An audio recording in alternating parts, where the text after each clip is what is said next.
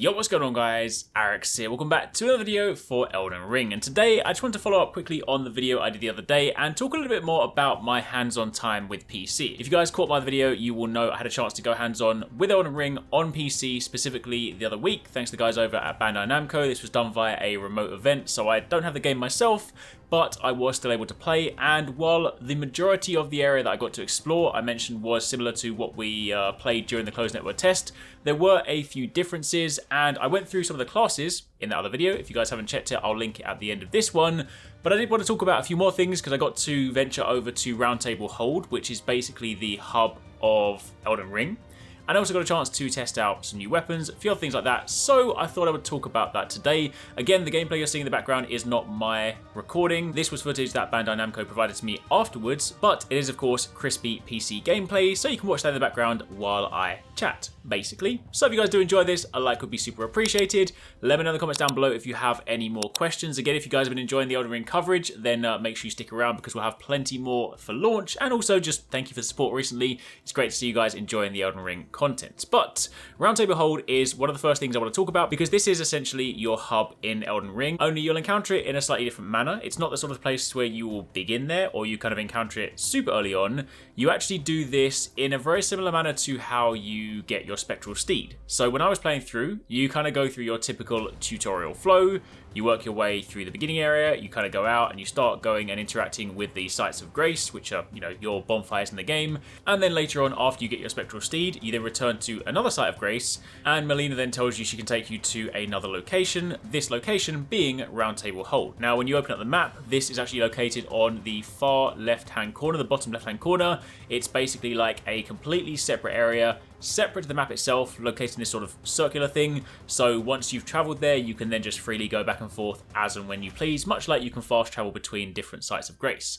Now, what's interesting is that for those of you guys that played the closed network test, you'll know there was quite a lot of functionality at the sites of grace. Now, part of the reason for that was because you didn't have access to Roundtable Hold, but some of the functionality from the sites of grace is in the full game not actually there. It actually kind of confused me because I got some brand new weapons and I was like, well, I want to go and, use Ashes of War and I want to put some weapon arts on these, and suddenly I couldn't do it, and I was like, this is confusing.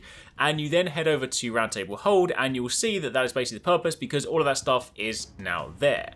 When you sort of go in, you drop into this sort of nightly looking room, big round table sort of thing. There's a vendor over to the left who is basically your magic vendor, selling you spells, incantations, things like that. I, of course, as the person that always plays the warrior type classes, I invariably never have high enough skills to be able to use those, but they are there if you want to. Now, you can of course then continue to wander around. There are plenty of NPCs here, and we of course know from some of the recent information there will be more that will inhabit this location as you progress throughout the story, but to begin with, you have your basic ones. You then also have the Smithy, and the Smithy is the person you go to for all of that stuff. The Smithy is where you can go to upgrade your gear, to, purchase weapons, craft things, and it's also where you go for Ashes of War. Now I'm assuming that this is how it's going to function in the final game. I'm assuming they're not just going to kind of revert back to how it was before. So while it is a few more steps, it does seem that if you do like the Ashes of War, instead of just simply sitting at a site of grace and quickly equipping it, you are going to have to go back to Roundtable Hold because, again, in the PC version, that functionality was no longer at the sites of grace. You had to go specifically to here. It kind of makes more sense. It is the sort of, they are quite powerful moves. They are quite sort of, big things. So being something you can just quickly swap on the fly, at a moment's notice, doesn't necessarily make as much sense. I mean, ultimately, you can still effectively do the same thing. You just have to teleport to Roundtable Hold and go and speak to someone. It's just an added few steps, but it kind of makes, I guess, a lot more narrative sense having that sort of functionality tied to an actual NPC, tied to a blacksmith, stuff like that. So additionally, when wandering around Roundtable Hold, there are, lots more NPCs. Some of them I couldn't interact with at this stage, or at least you can speak to them, but I didn't have the required items for them to even pay attention to me. There was one room I went into, I can't even remember the name of the character, but she was basically like this sad looking woman who asked if she could hug me, and then she just did that and I got like a little buff, which is quite interesting. She said you can come back anytime, so I guess basically if you want to get hugs for buffs, then let's take it. And then of course outside of that, there's this really rather ominous looking balcony,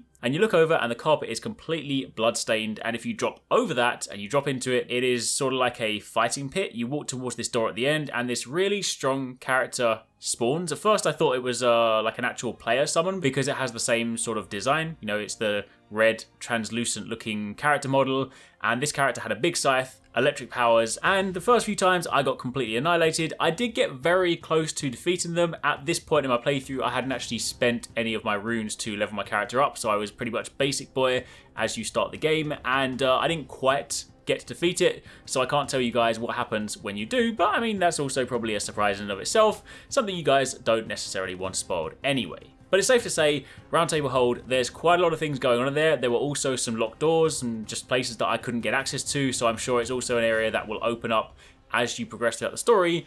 Lots of cool things to look forward to. Beyond that, I mentioned in my previous video, I of course got a chance to test out character creation, and also got a chance to test out the samurai.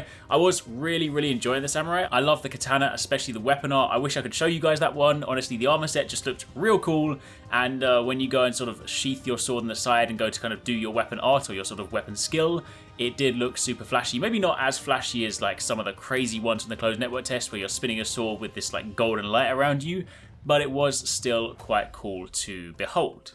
Another thing that actually changed in the full version, or the kind of version that I was playing, is also how you encounter the spirit summons. So in the closed network test, you guys will know that as soon as you walk out the door, you can then go over to the church, and then the little guy that looks like Santa, he sells you 2 spirit summons, and then straight away, you walk out and you can use them. Now, this time around, it changes ever so slightly. There is a character who's sitting on the wall. I can't actually remember her name, and of course, you know, story reasons and whatnot, I wouldn't even say it anyway. But there is a character sitting on the wall, and they basically tell you about the spirit summons. They explain to you how it works, and they then give you the items you need in order to use them. I believe she gave me like this imp summon to begin with that summons like a couple of imps. They weren't super strong. They were definitely not as strong as the wolves, but it was interesting from a flow point of view, because prior to this, if you had spirit summons, you could just use them. But this time around, until you have met her, it didn't actually seem that I could use them at all. Like the locations I were previously able to activate them, until I had spoken and interacted with her, these were basically null and void. So